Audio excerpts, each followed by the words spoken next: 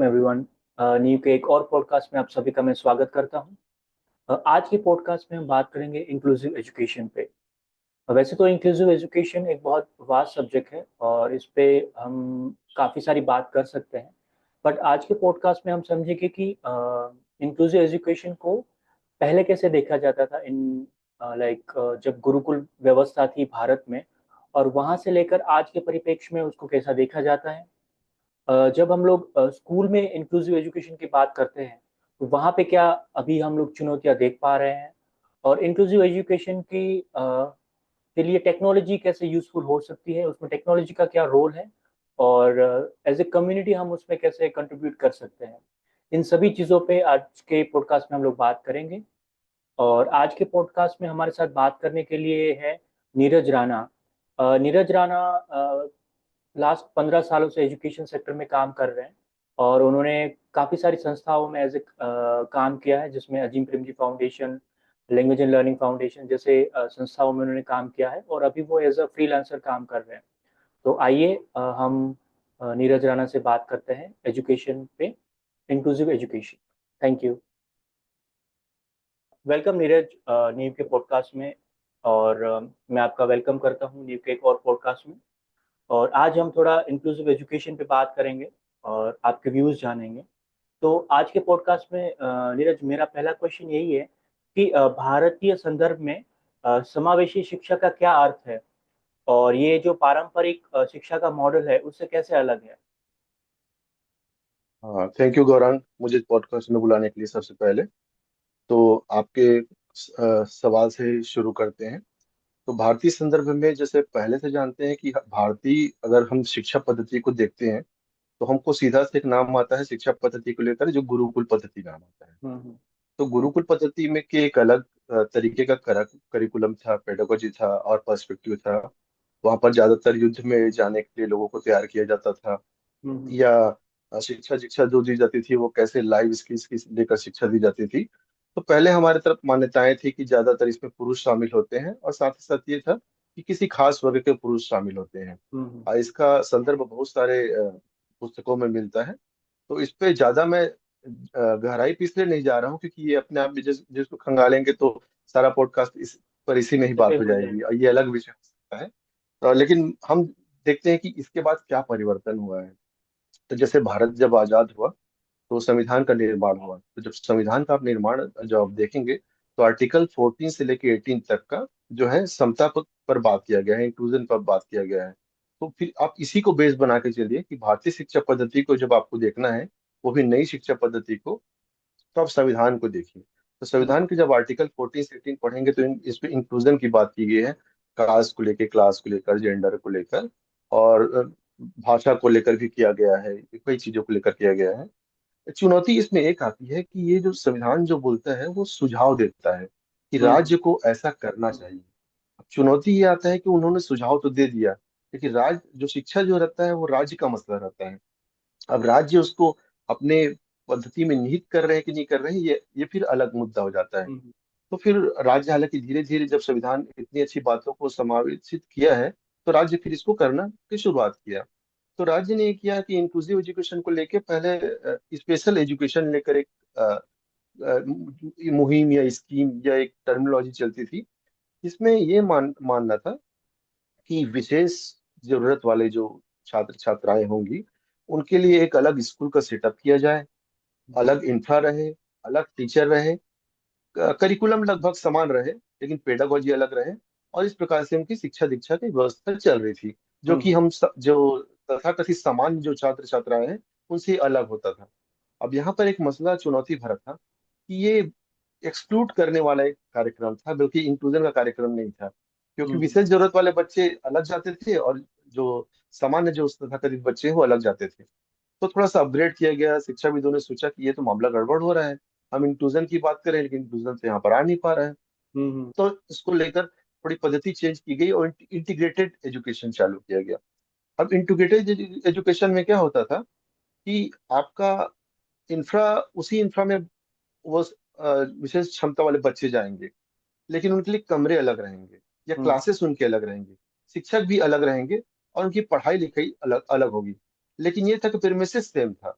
तो ये इस पद्धति में कुछ दिनों तक काम चलता गया। तो ये पहले से थोड़ा बेटर था कि हम्म। इंफ्रा में सामान लाया गया। अब लेकिन यहाँ पर एक चुनौती और थी, क्योंकि हमारे जो इंफ्रा थे वो विशेष जरूरत वाले बच्चों के लिए बने बने ही नहीं थे इस तरीके से। फिर धीरे धीरे और थोड़ा इसमें सजेशन आया गया, शिक्षाविदों ने बाहर से थोड़ा जानकारी ली, सलाह लिया, और जरूरतों को महसूस किया कि नहीं, ये तो मामला में चुनौती आ रहा है। फिर एक नई पद्धति चालू हुई, जिसको बोलते हैं इंक्लूसिव एजुकेशन बोलते हैं, जो आज के संदर्भ में जो चला आ रहा है। हम्म। इंक्लूसिव एजुकेशन में ये बोला गया कि भाई जो हमारे विशेष जरूरत वाले छात्र छात्राएं हैं, वो भी सामान्य जो बच्चे पढ़ रहे हैं उन्हीं स्कूलों में जाएंगे। हम्म। ठीक है। और उन्हीं स्कूलों के उन्हीं छात्र छात्राओं के साथ बैठेंगे, और उनको वही शिक्षक पढ़ाएंगे जो शिक्षक सामान्य रूप से पढ़ाते हैं, और कंटेंट भी वही होगा, पेडागोजी भी वही है, और पर्सपेक्टिव जो है इसके लिए काम करने की जरूरत है। ये पद्धति चल रहा है। अब लेकिन इसमें चुनौती थोड़ा एक और आने लग गई, ये आने लग गई कि करिकुलम तो आपने समान रखा, लेकिन पेडागोजी भी आपने समान रखा। जब तक हम्म। पेडागोजी समान रहेगा तो अलग अलग बच्चों को अलग अलग बच्चे अलग अलग तरीके से सीखते हैं, तथा कथित सामान्य बच्चे भी अलग अलग तरीके से सीखते हैं, उनके सीखने की क्षमताएं अलग अलग होती है। तो वो तो विशेष जरूरत वाले बच्चे थे, तो इनके लिए पेडागोजी में थोड़ा चेंजेस की बात की गई, और पेडागोजी में भी चेंज किया गया। साथ ही साथ कुछ कुछ बहुत सारे जो डेवलपमेंट सेक्टर में के लोग हैं वो आते गए, और इंक्लूजन को लेकर वो अलग अलग बातें करते गए, सलाह देते गए। तो अभी वर्तमान परिस्थिति में पहले से कुछ बेहतर हम देख पा रहे हैं कि काम हो रहे हैं। और- अब ये तो हो रहा है कि स्कूलों में काम हो रहे हैं, इसको लेकर एक्ट क्या बने और इसको लेकर कानून क्या बने, क्योंकि जब तक संविधान का सुझाव रहेगा और अगर कानून नहीं बनेंगे तो वो अमली जामा पहनाने में मुश्किल आता है। तो हम्म। पर्सन विद डिसेबिलिटी एक्ट 1995 में बना, ये जबकि 1995 का भी ज्यादा दिन नहीं है, एक्ट बने हाँ, कुछ ही साल ही हुए हैं, रिसेंटली। ये कोई नई बात नहीं है। तो इसमें बात की गई इक्वल अपॉर्चुनिटी की, बात की इक्वल अपॉर्चुनिटी की बात की गई कि सभी को सामान्य मौके मिलने चाहिए। वो क्या कर पा रहे हैं नहीं कर पा रहे हैं तो अलग मुद्दा है, क्योंकि सभी को मौके जो है वो सामान्य करनी चाहिए, और ये जो मौके उपलब्ध जो कराने का काम रहेगा वो राज्य का रहेगा, और एक हम्म। कानून बोलता है हमें को। दूसरा रहेगा कि उनके जो राइट्स है उनको प्रोटेक्ट करने की बात बात हुई। और तीसरा जो था कि उनको फुल पार्टिसिपेशन की बात हुई। गेम्स भी हो रहा है वहां पर भी पार्टिसिपेट करेंगे, क्विज हो रहा है वहां पर भी पार्टिसिपेट करेंगे, पढ़ाई लिखाई हो रही है वहां भी पार्टिसिपेट करेंगे, खान पान हो रहा है वहां भी पार्टिसिपेट करेंगे। इस तरीके से पर्सन विद डिसेबिलिटी एक्ट 1995 रहा। अब ये कुछ साल तक चलता गया चलता गया चलता गया, लेकिन उसमें सुधार की बात हुई। बात ये हुई कि राइट क्या राइट, इस जो इसमें राइट्स है उसको लेके और राइट्स के बारे में बात की गई, जिसके लिए right of person with disability act 2016 में लाया गया। ये उसका अपडेटेड वर्जन है। अब यहाँ हम्म। पर ज्यादातर जो है जो टर्मिनोलॉजी को तरीके से प्रयोग करने की बात की गई, और न्याय की की गई, राइट्स की बात की गई, साथ ही साथ शब्दों को परिवर्तित करने का डिमांड किया गया। जैसे कि विकलांग बोलते थे, उसको क्यों ना दिव्यांग बोला जाए, दिव्यांग बोला जा रहा है। और डिफरेंटली एबल स्पेशल चाइल्ड बोलते थे तो चिल्ड्रन विथ स्पेशल नीड बोला जाए। इस तरीके से एक्ट लाया गया, और एक्ट में इसका पैरवी किया गया।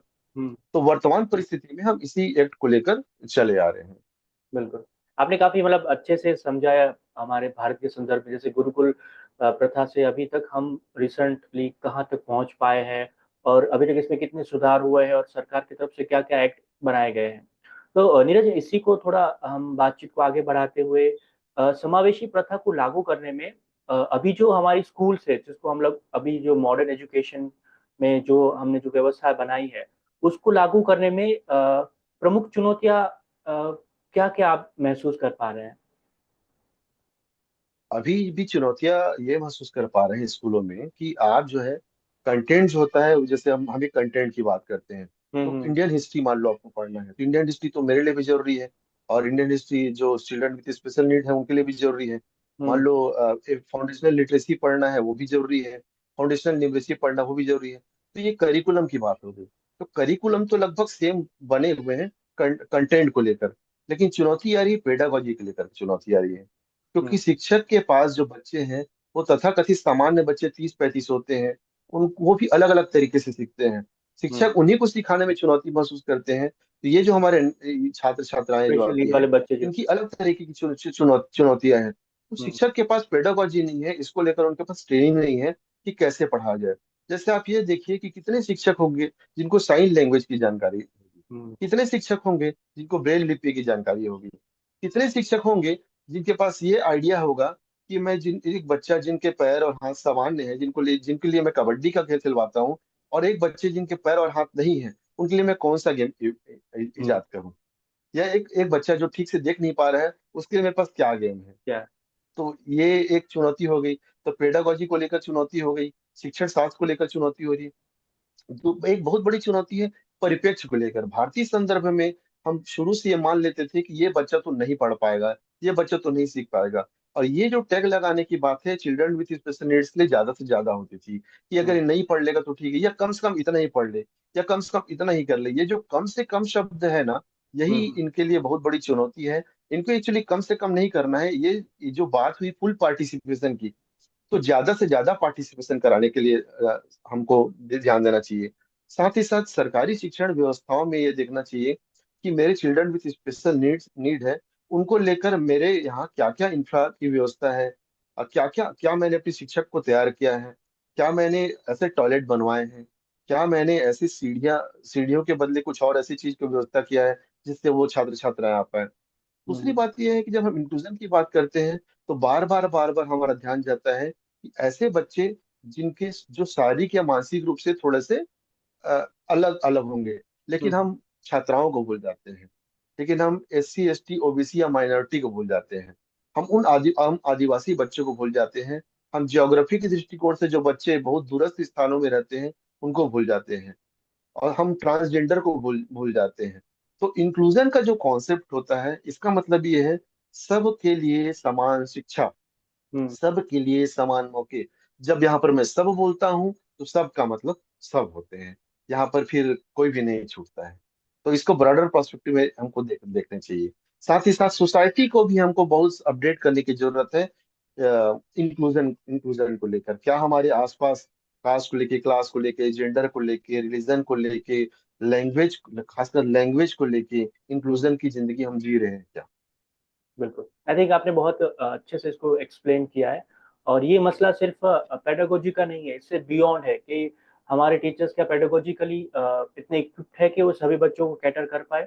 और इससे भी आगे आपने जो बात की कि जो भी अलग अलग भाषा बोलने वाले बच्चे हैं या जो अलग अलग समुदाय से जो आ रहे हैं बच्चे, उनको भी हम कितना इंक्लूसिव एजुकेशन दे पा रहे हैं हमारे स्कूलों में, ये भी एक बहुत बड़ी चुनौती अभी भी बनी हुई है।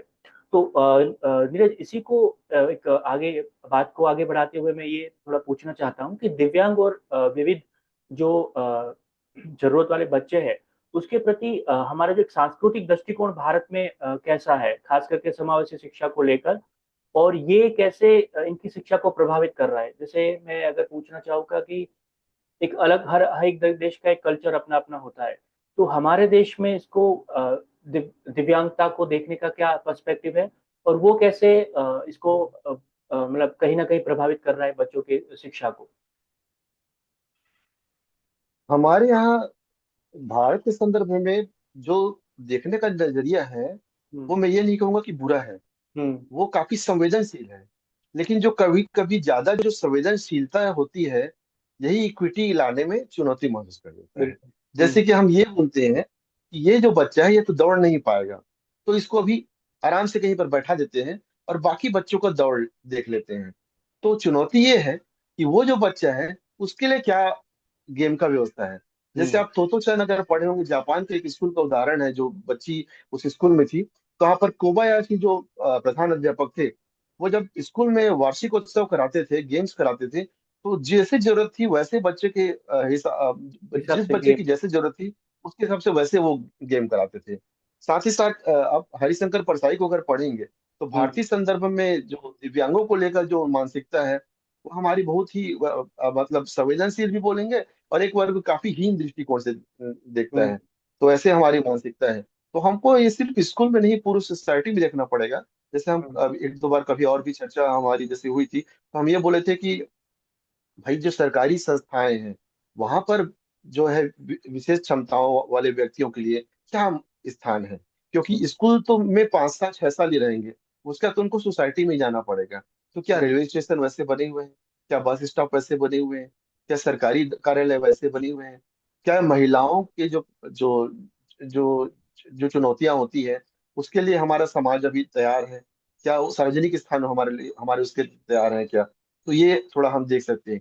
क्या हमारी सड़कें ऐसी बनी हैं जहाँ पर कोई नेत्रहीन व्यक्ति आसानी से चल सके? हम्म। तो सब ये एक एक बड़ा विषय है गौरांग भाई, कि ये सिर्फ स्कूलों तक सीमित नहीं है, समाज तक सीमित है। साथ ही साथ ये है कि संविधान भी इसके बारे में बहुत पहले से बोल पा रहा है। तो सोसाइटी कैसे देख पा रही है?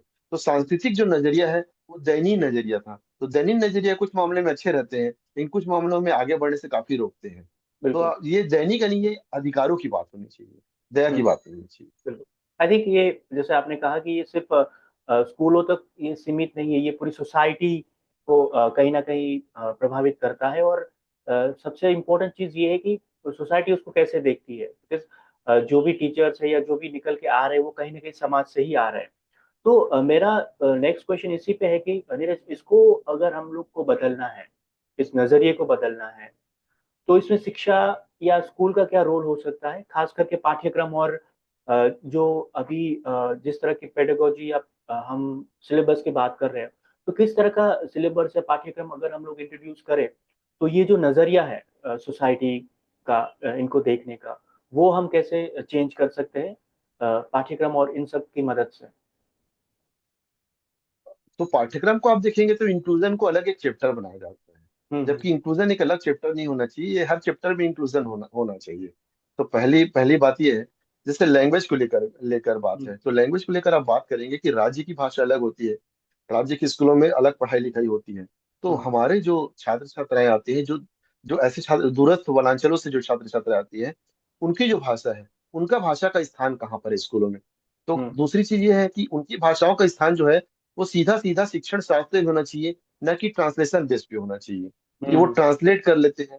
तो वो एक पहली बात भाषा को लेकर हो गई। दूसरी बात हो गई कि मेरा जो रीति रिवाज है, मेरा जो कल्चर है, वो मैं पाठ्य पुस्तकों में कहाँ पर देख पाता हूँ? मेरे वेशभूषा को मैं पाठ्य पुस्तकों में कहाँ पे देख पाता हूँ? मेरे खान पान को मैं पाठ्य पुस्तकों में कहाँ पर देख पाता हूँ?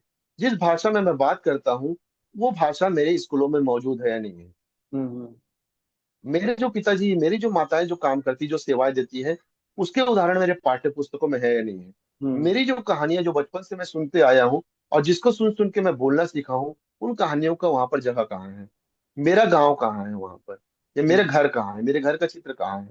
तो ये देखना जरूरी है। तो स्थानीय परिवेश में जब हम लाएंगे, स्थानीय परिवेश का मतलब है कि मेरे मेरे गांव में जो परिस्थिति है, मेरे गांव में जो छात्र छात्राएं हैं, मेरे गांव में जो स्थिति है, वो स्कूलों में, वो पाठ्य पुस्तकों में दर्ज होनी चाहिए। पहली बात ये है। दूसरी हम्म। बात ये है, जो पाठ्य पुस्तकों में दर्ज है उसको सिखाने का नजरिया मेरे शिक्षकों के पास है क्या? क्या मैं उस तरीके से सिखा सकता हूँ जो पाठ्य पुस्तकों में दिया गया है? साथ ही साथ परिप्रेक्ष्य ऐसा है क्या?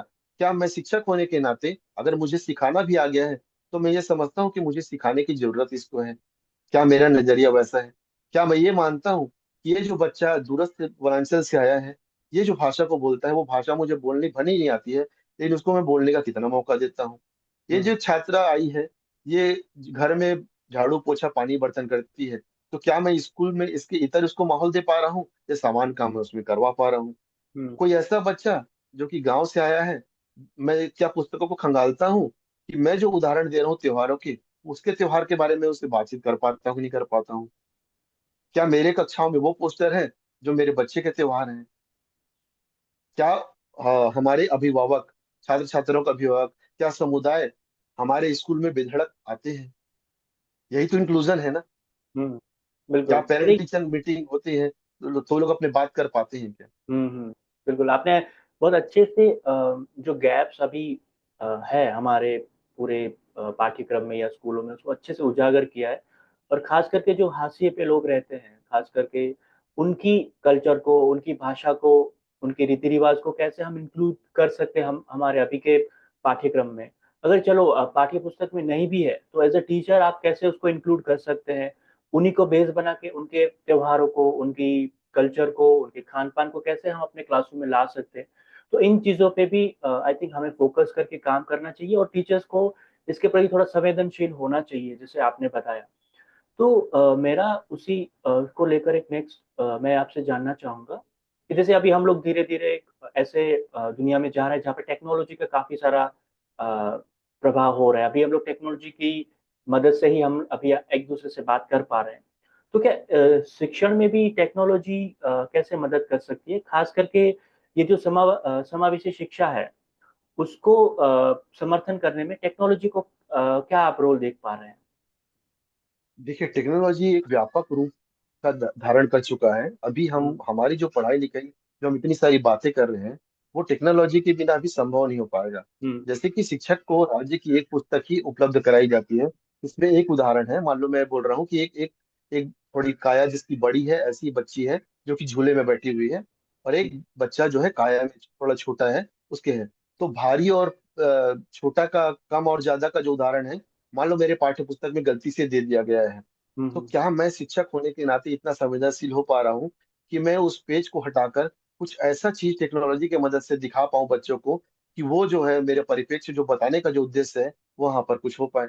क्या मैंने ये खंगालने की कोशिश की है कि भारत में जो एक्ट है, वो तो 2016 में जो नया आया है, क्या कोई और कंट्री है, फिनलैंड है, जो हम्म। इंक्लूसिव एजुकेशन पे कैसे काम कर पा रही है? अब मैं फिनलैंड तो जा नहीं पाऊंगा, तो हम्म। फिनलैंड की वीडियो कैसे देखूंगा? वो तो मैं यूट्यूब से देखूंगा, गूगल से देखूंगा, वो देख सकता हूँ। क्या भारतवर्ष में अलग अलग राज्यों में इंक्लूसिव एजुकेशन को लेकर अलग अलग संस्थाएं काम कर रही है, उससे मैं कैसे डिस्कस कर पाऊंगा? वो टेक्नोलॉजी की मदद से कर पाऊंगा। मेरे पास उदाहरण लाने के लिए, पेडागोजी को मजबूत कराने के लिए, कंटेंट को इनरीच करने के लिए टेक्नोलॉजी को का मदद लेना बहुत जरूरी है। वो आप गूगल ले सकते हैं, वो आप टीवी के रूप में ले सकते हैं, वो आप वीडियो के रूप में, ऑडियो के रूप में, आप किसी भी तरीके से आप ले सकते हैं। इवन आप जब टीएलएम भी बनाएंगे, तो टीएलएम भी टेक्नोलॉजी के तरीके से आप नए नए तरीके से बना सकते हैं। आप हम्म। ब्रेल लिपि जो है, वो आपके पास इक्विपमेंट आपको मौजूद नहीं हो सकता है, तो इसको बनाने के तरीके क्या हो सकते हैं वो आप देख सकते हैं। तो मुझे तो लगता है कि कंटेंट को लेके, पेडागोजी को लेके, और पर्सपेक्टिव को लेके, इंफ्रा को लेके, हम और अलग अलग बैठक व्यवस्था को लेके, मिड डे मील में क्या ऐसा चीज शामिल किया जा सकता है, तो वो हर चीजों को लेके मुझे लगता है कि टेक्नोलॉजी काफी मदद करने वाली है। बिल्कुल, आई और थिंक। आज यहाँ पर हम भी जो बैठे हुए हैं, एक अलग अलग राज्यों में जो इतनी चर्चा कर पा रहे हैं, वो टेक्नोलॉजी की मदद से ही कर पा रहे हैं। शायद ये तो संभव नहीं हो पाता है। बिल्कुल, आई थिंक आपने बहुत अच्छे से इस चीज को समझाया, और टेक्नोलॉजी का उपयोग कहाँ कहाँ पे कर सकते हैं उसको भी आपने अच्छे से बारीक में समझाया कि हम मिड डे मील को और अच्छा करने में टेक्नोलॉजी कहाँ पे मदद कर सकती है। कई और राज्यों में समावेशी शिक्षा पे अगर कुछ बात हो रही है, कुछ काम हो रहा है, तो उसको भी आप देख सकते हो। कई और देशों में अगर कुछ काम हो रहा है, तो आई थिंक टेक्नोलॉजी काफी हद तक इसको सॉल्व करने में हमें मदद कर सकती है। बस शिक्षकों को उस नजरिए से उस चीज को देखना पड़ेगा, शायद उस चीज को उस नजरिए से वो नहीं देख पा रहे, इस वजह से ही वो अभी उस पर काम नहीं कर पा रहे। तो नीरज, मेरा आखिरी आज का पॉडकास्ट का आखिरी सवाल ये है कि जो अभी श्रोता हमें सुन रहे हैं, वो कैसे समावेशी शिक्षा पे केंद्रित पहलों में शामिल हो सकते हैं, और साथ साथ इस तरह की जो भी मुहिम चल रही है या जो काम चल रहा है उसमें कैसे अपना योगदान दे सकते हैं? मुझे लगता है कि सोसाइटी को सोचना चाहिए कि एक शब्द है, सबके लिए शिक्षा। तो हम्म। उनको देखना चाहिए कि वो सबके लिए जब शिक्षा कह रहे हैं, तो कौन से ऐसे लोग हैं जो शिक्षा से वंचित हो पा रहे हैं। अब शिक्षा से जब वंचित होने की बात कर रहा हूँ, तो उसका आधार भाषा भी हो सकता है, उसका आधार खान पान भी हो सकता है, उसका आधार त्योहार भी हो सकता है, उसका आधार कंटेंट भी हो सकता है, पेडागोजी भी हो सकता है, बहुत सारे और कुछ भी हो सकते हैं, जेंडर भी हो सकता है। हम्म। वो कौन से वर्ग के लोग हैं जो सबके लिए शिक्षा से वंचित है? तो सोसाइटी को आगे आना चाहिए। सोसाइटी किसका इंतजार कर रही है? सबके लिए शिक्षा कौन देने आएगा? सोसाइटी को खुद इनिशिएट करना चाहिए कि हमारे हम्म। अगल बगल कौन है जो शिक्षा से वंचित हो पा रहे हैं।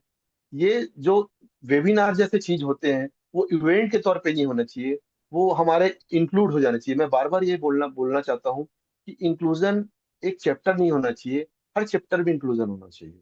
बिल्कुल। तो सोसाइटी में इंक्लूजन पे बात नहीं होना चाहिए, सोसाइटी ही इंक्लूसिव होनी होनी चाहिए।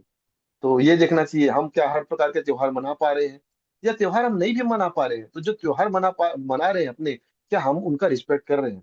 जरूरी हम्म। नहीं कि मेरे को सभी भाषाएं हैं, लेकिन आप अपनी भाषा बोल रहे हैं, मैं उसका रिस्पेक्ट कर पा रहा हूँ नहीं कर पा रहा हूँ। तो ये जो शिक्षा जो है, शिक्षा जो होता है जीने का जो नाम होता है, हम जैसा हम्म। जीते हैं वैसा, तो सोसाइटी को इस तरीके से देखना चाहिए, सोसाइटी को खुद में अपना डायलॉग डिस्कशन करना चाहिए। साथ ही साथ मुझे मेरा ये कहना है कि हर सोसाइटी के पास, एक कॉलोनी पर एक लाइब्रेरी होना चाहिए, जहाँ पे लोग पढ़े और इस तरीके से गोष्ठी करे, अपनी बातचीत करे। तो मुझे लगता है सोसाइटी ऐसे अवेयर होगा। साथ ही साथ जो भी व्यक्ति जिस भी डिपार्टमेंट में काम करते हैं, वो ये देखें कि ये डिपार्टमेंट जब कोई व्यक्ति आएगा, चाहे हम्म। वो आदिवासी आए, चाहे वो दूसरी भाषा बोलने वाले आए, चाहे चिल्ड्रन विथ स्पेशल नीड आए, चाहे पर्सन विथ स्पेशल नीड आए, उसके लिए सुटेबल है कि नहीं। तो जब बिल्कुल। हर व्यक्ति अपने अगल बगल झांकेंगे तो शायद बेहतर हो पाए।